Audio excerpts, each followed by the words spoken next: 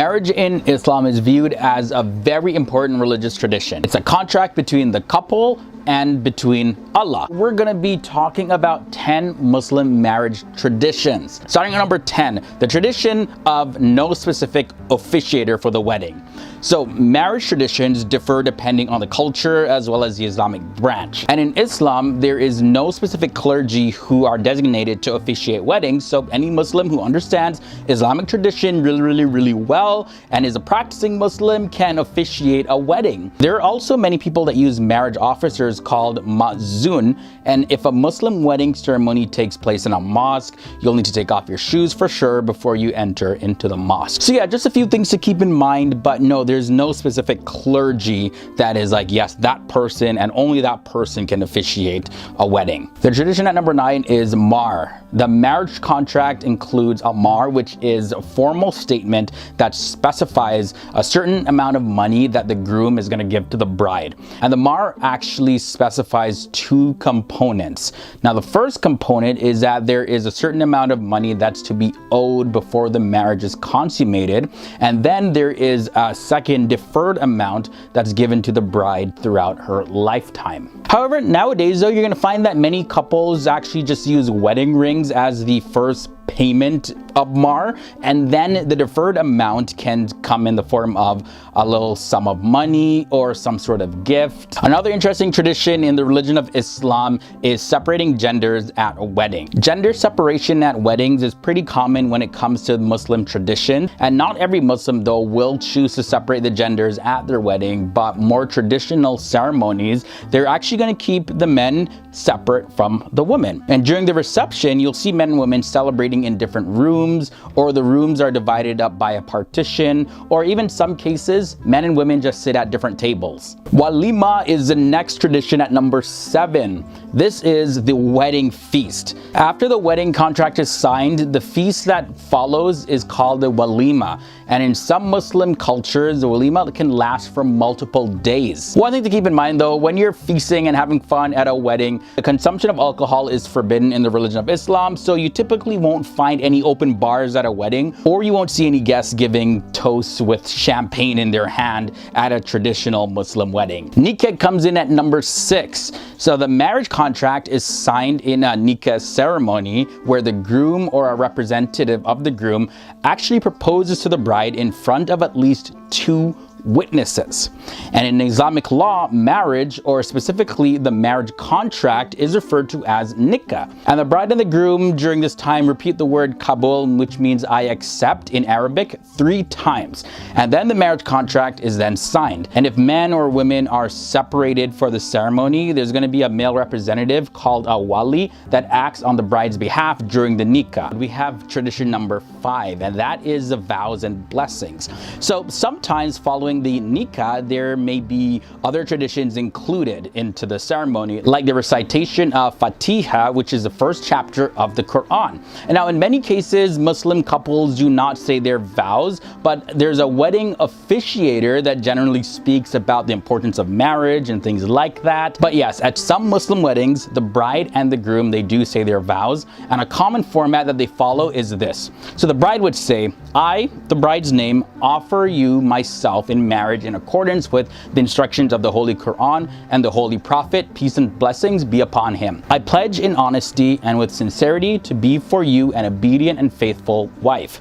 And then the groom would say, I pledge in honesty and sincerity to be for you a faithful and helpful husband. Number 4 brings us the Zafa tradition.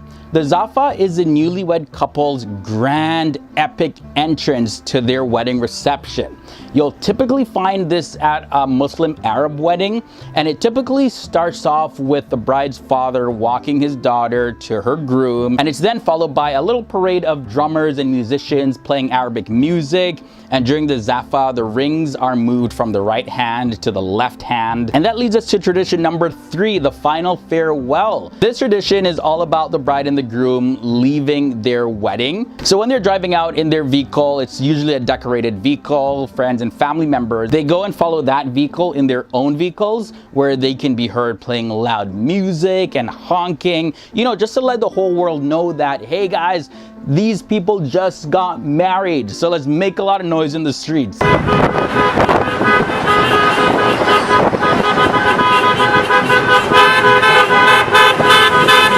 Tradition number 2 is arranged marriage. So Muslim marriages are sometimes arranged by the parents. It still happens, yes. Although divorce is allowed in certain circumstances, the ideal is to actually find a partner that you're not going to divorce. So yes, the parents do what they can to make sure that they find suitable partners for their children. And just to make it clear, it is forbidden in the religion of Islam for parents as well as others to force or try to trick people into getting married to somebody for whatever reason. And although many marriages can be arranged, it has to be with the two parties willingly consenting to get married. A Muslim male and a Muslim female are both expected to be virgins at the time of their first marriage. Of course, if they remarry, that's not necessarily a requirement because they were married before and that marriage would have been consummated. The tradition number 1 in this episode is signing on behalf of the bride.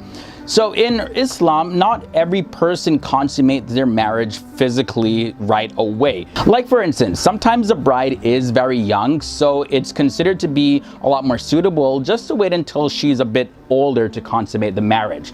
And sometimes the couple may not even be able to live together for whatever reason, so of course, it can't be consummated. But a wedding contract though may be put together and signed and witnessed without the bride actually being there in person. And this can be done, like I mentioned, if the bride doesn't plan to live with her spouse right away. Almost like you're married, but like you're in that limbo phase. You're kind of just waiting to finalize the marriage, but on paper and in front of witnesses and in front of Allah, you're married. There are some surprising and interesting facts to know about even before getting to the point of marriage. Number 10, it's done for the sake of Allah. Islam teaches people to be truthful and real. The concept of love in Islam is unique in the sense that when a Muslim loves something or somebody, it must be for the sake of Allah or God. And Muslims cite Prophet Muhammad's following words: 3 qualities, if found in a person, will help him have perfect faith: having Allah and His Messenger as the most beloved ones, loving the person only for the sake of Allah, and hating getting back to disbelief the way one hates to be thrown into fire. There's also some rules for falling in love. According to Islam, when someone has fallen in love with someone, he or she should consider that person as his or her spouse-to-be. This is a very important point. And this is done so that the potential spouse can determine if he or she can live with them for the rest of his or her life, among other considerations, of course. And if the answers are positive, then they should start to get to know each other and move from there. In most Islamic cultures, the starting point happens through families. The man proposes to the woman, and if all parties are okay at that point, then the bride-to-be and the groom-to-be can start getting to know each other on a deeper level. Number 8, let's look at seeing your partner-to-be. Prophet Muhammad recommended that 2 people who are in love see each other before the marriage. Now, this also is very important because it is unreasonable for 2 people to be thrown into marriage and to be expected to have a successful marriage with love and affection when they know little to nothing or just nothing at all about one another. Now, this ruling does not contradict the verse in the Quran that says, "Believing men and women should lower their gaze," and that's found in Surah 24, verses 30. Also, another thing to note is that since dating in non-Muslim cultures may lead to acts such as touching and hugging and kissing, etc., Islam views this type of dating as forbidden or haram. But this does not mean that the groom-to-be or the bride-to-be are not allowed to meet up and talk to get to know each other. There are some parameters around this. Typically, they meet up at the girl's house with her parents and they talk over a meal, or they may meet up in another social setting. And according to Islam, it is not forbidden or haram for a man and a woman to be together in a place where other people can actually see them and other people can come and go as they please. Because with this, there is no chance of them committing sin. Number 6 brings us to consent in marriage. one of the conditions of a valid marriage is the consent of the two people getting married. Now, the choice of a partner by a Muslim girl is subject to the approval of her father or her guardian, and this is all done to protect her welfare and interests. And when it comes to this, Prophet Muhammad had these words to say: "The widow and the divorced woman shall not be married until she has consented to that, and the virgin shall not be married until her consent is sought." There was even one case reported of the Prophet Muhammad nullifying a marriage of a girl who was complaining about her father who married her against her wishes. Continuing now with number 5, choosing a partner. Muslims are encouraged to look for these particular qualities in a partner. Muslimin, which is those who do good to others. Then there is tawabin, which are those who turn to rightfulness and they seek God for guidance. The mutaharin are those who keep their bodies free from any filth and their minds away from dirty thoughts, as well as they keep their conduct clean. Mutakin refers to those who guard themselves against evil. Sabirin are those who have the capacity to endure hard times, because not everything's going to be easy. Also, mutawakkilin, those who put their trust in Allah and His laws. Another quality is muqsitin, which refer to those who act equitably and justly. And finally, those who fight on God's path against tyranny, injustice, wrongdoings, aggression, and sin. There's also facts about early marriage. So to avoid the temptation of committing fornication, or zina in Islam, Islam encourages marriage at a young age. Therefore, it is completely normal to start a relationship at the age of puberty. But you see, this is not compulsory though. So reaching the age of puberty should not be considered as the only qualification for deciding when to start a relationship. There are several other factors as well, like the overall maturity of that person, as well as their ability to make good judgment calls. Now, the Prophet Muhammad was reported to have said the following words, and I quote, "O youths, whosoever among you can marry, he should do so, because marriage protects your eyes from indulging in sin by looking lustfully at others in privacy." Also, there is to be no talks about intimate relations.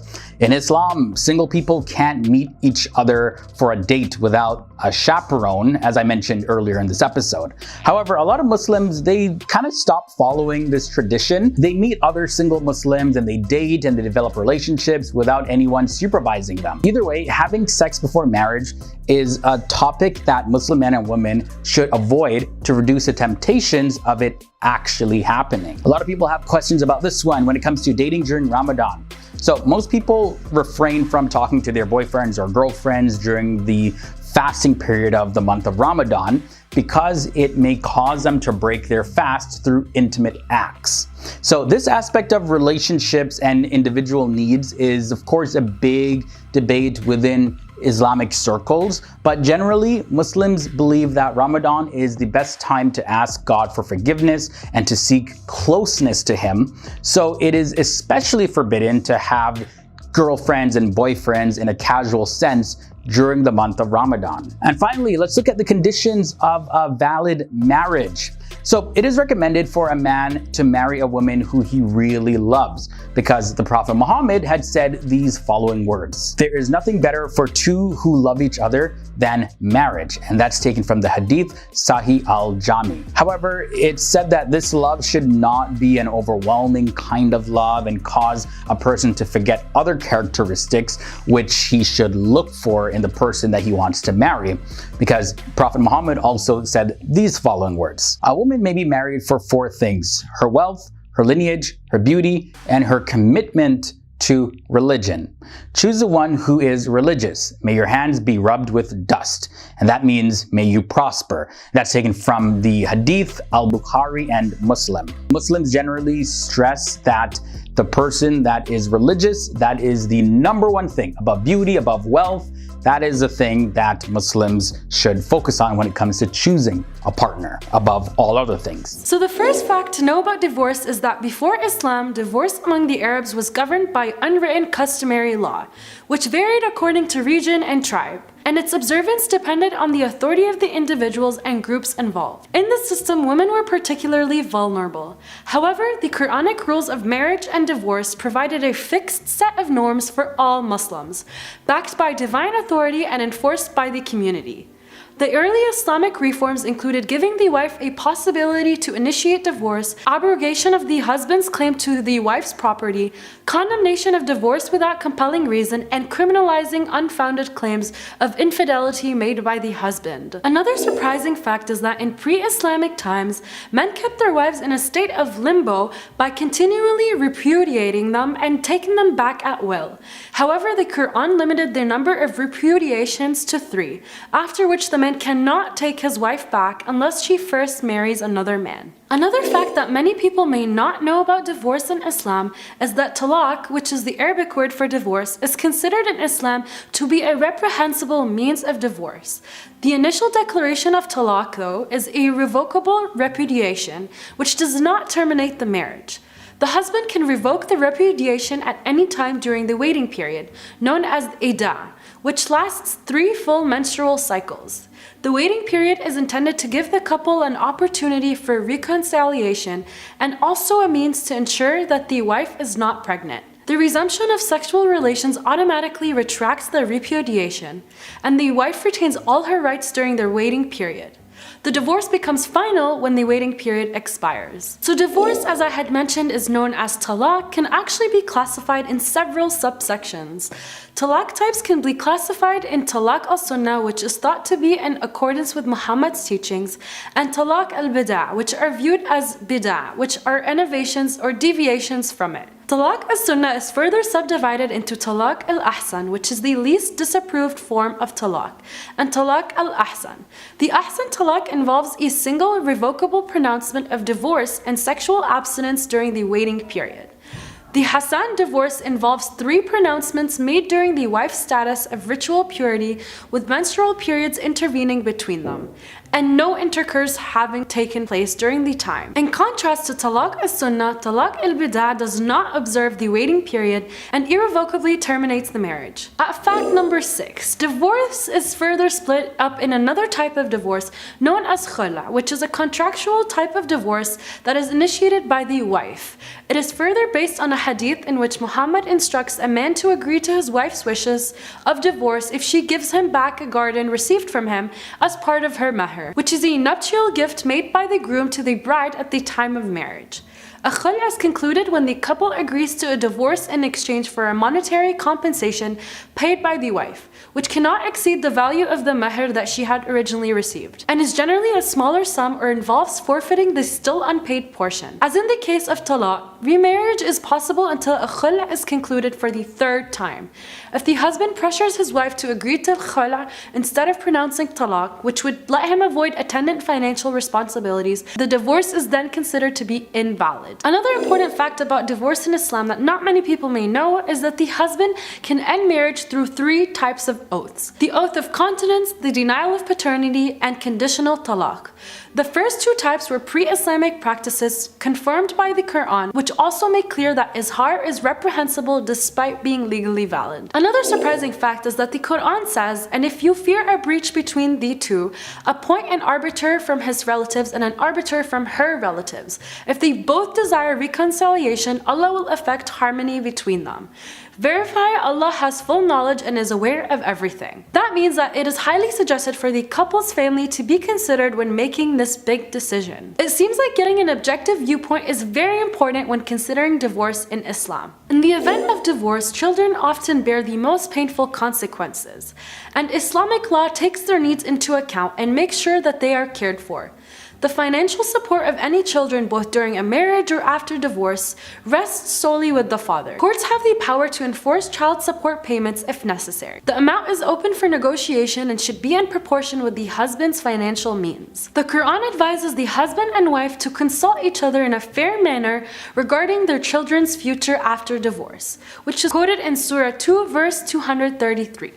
This verse specifically holds that infants who are still nursing may continue to breastfeed until both parents agree on the period of weaning through mutual consent and counsel.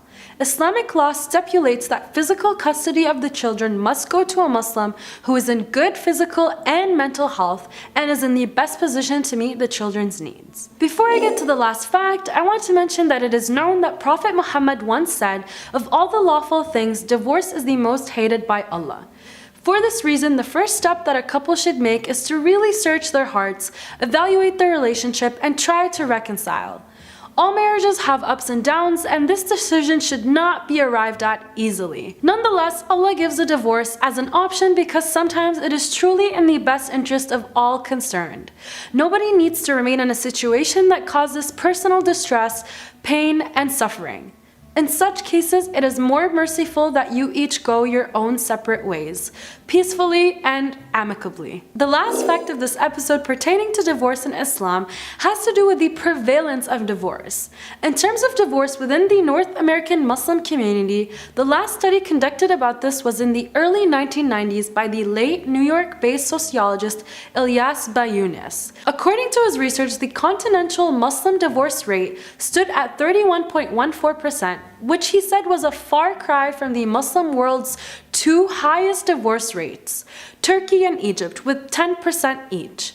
Divorce is on the rise in the Muslim community, said Imam Muhammad Majid, Vice President of the Islamic Society of North America and Imam and Executive Director of the Dulles, Virginia-based Al Dulles Area Muslim Society Center. We have seen an increase in divorce from people married for a while and those married for a short time, he said, adding that Muslims across the board are getting divorced in higher numbers. Divorce is obviously a huge decision that many couples unfortunately have to resort to.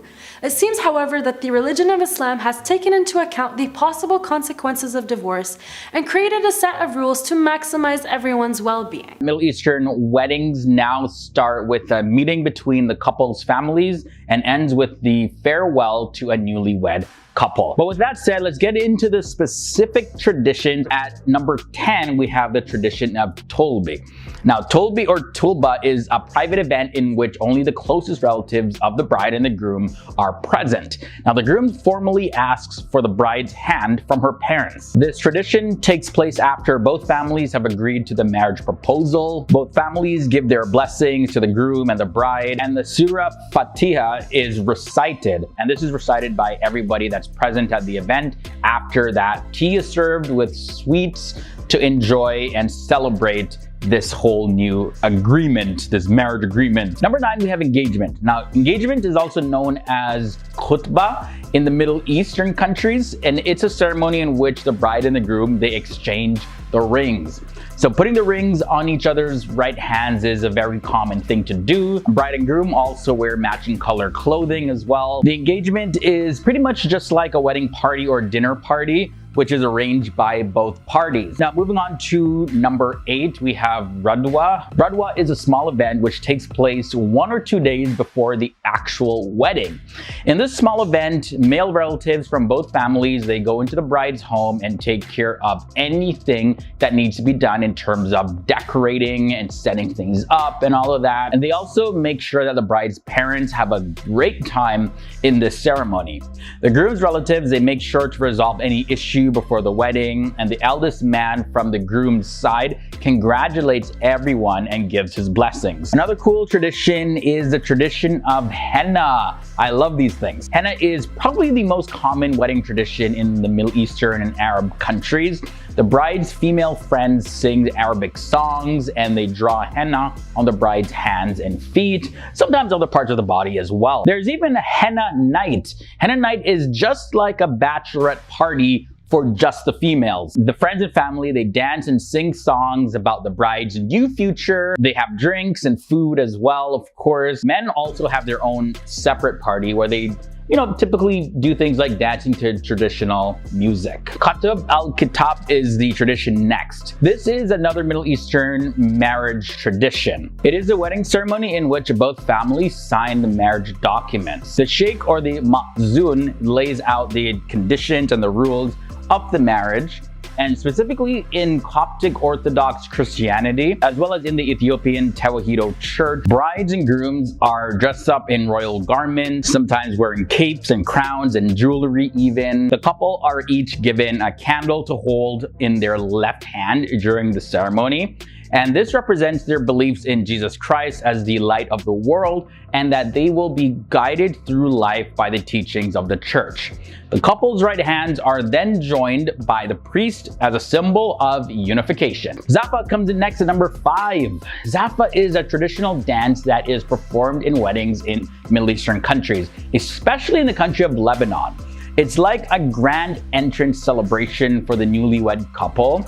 Now, the tradition starts with the bride's father bringing his daughter to the groom. And during this whole event, the band of drummers, they play traditional Arabic music. And in some traditions, actually, the rings are changed to the opposite hand. You'll hear female relatives performing zagruta. Also, traditionally, male and female dancers, they perform a special dance wearing special clothing to welcome in the couple. And also, this is a pretty popular thing, so much so that it was recently adopted by Beirut as well.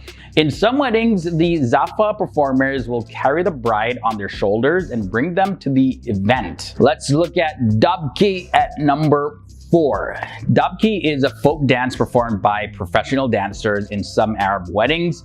Wedding guests also join the dance and dance in a circle. However, one thing to know is that in Egypt, instead of Dabki, belly dancing is done to entertain the guests. For number 3, we have Barmet al-Arus. This is a farewell that's given to the bride and groom before they leave. Now, the couple goes into a beautiful decorated vehicle, and the relatives and the friends, they follow the couple to their home and play loud music to let everybody know that this couple just got married. They're making a whole lot of noise up in the streets. Let's move on now to number 2, and this is Moroccan kaftan. Moroccan weddings are among the most traditional in the region. During the ceremony, which can last from 3 days to a week, depending on the financial situation of the couple, and it also depends on the region that the wedding is happening in. But the bride wears her best kaftans in the form of a coat or overdress, usually reaching to the ankles and with long sleeves. And finally, number 1, we have Egypt's honeymoon. Honeymoons in Egypt differs from one part of the country to another. When we look at the countryside in Egypt, the newlywed couples, they rarely travel for their honeymoon. Instead, they stay home for the first 7 days of their marriage before entertaining friends and families who come to see them, bring them gifts and food, as well as anything else that they might need. But when you look over into the urban parts of Egypt, married couples, they commonly spend the first night of their honeymoon in a hotel, and that's where they celebrate their union before they travel to a resort. It could be overseas or it could be a local resort